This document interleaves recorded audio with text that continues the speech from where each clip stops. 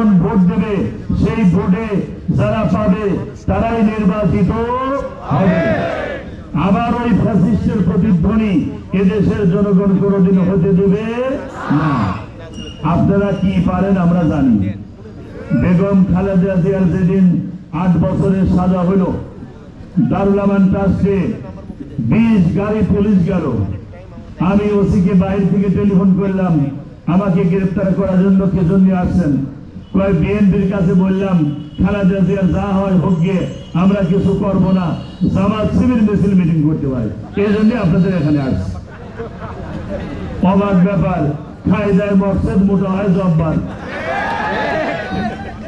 এটাই তো আমরা ইতিহাস জানি।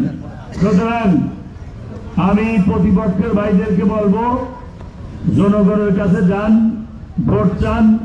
তারা যদি ভোট দেয় আপনারা নির্বাচিত হবেন।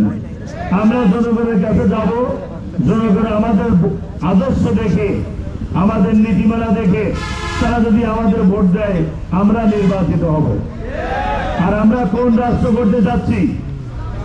আমরা যে রাষ্ট্র করতে চাচ্ছি সেই রাষ্ট্র আপনাদের জন্য কল্যাণকর বেশি।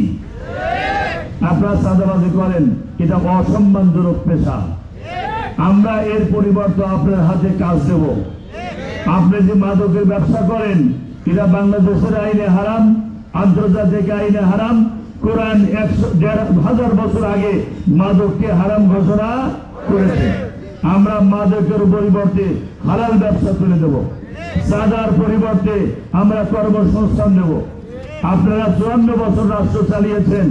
54 বছর রাষ্ট্র চালানোর পরে চাঁদাবাজি করতে হয়, হারাম ব্যবসা করতে হয়, বিদেশে পাড়ি জমাতে হয়। এই কাজ কোনোদিন করতে হবে না। আমরা জামাত ইসলামের আমিরের স্পষ্ট ঘোষণা, জামাত ইসলামকে ক্ষমতায় দেওয়ার কোন উদ্দেশ্য আমাদের নাই। ডাক্তার শফিকুর রহমানকে প্রধানমন্ত্রী বানানোর উদ্দেশ্য আমাদের নয়। প্রিন্সিপাল ইকবাল এখান থেকে এমপি মন্ত্রী হবে, এটা ইচ্ছা আমাদের নাই। জনগণ ভোট দেবে, ভোট পাওয়ার পরে জাতীয় ঐক্যমতের সরকার হবে, সবাইকে ডাকা হবে, ইমাম সাহেব নামাজ পড়াবে। কিন্তু সব দল থেকে কমিটি নিয়ে আমরা এই মসজিদটা কিভাবে চালাবো, এই রাষ্ট্রটা কিভাবে চালাবো, সবার মতামত নেওয়া হবে এবং সেখানে স্বাক্ষর করা হবে। স্বাধীনতার পক্ষ বিপক্ষ কোনো কথা থাকবে না। স্বাধীনতার পক্ষ বিপক্ষ কোনো কথা থাকবে না। এখানে রাজাকার আলবদর কোনো শব্দ থাকবে না। এখানে রাজনৈতিক কোনো মামলা থাকবে না। হিংসা প্রতিহিংসা কিছু থাকবে না।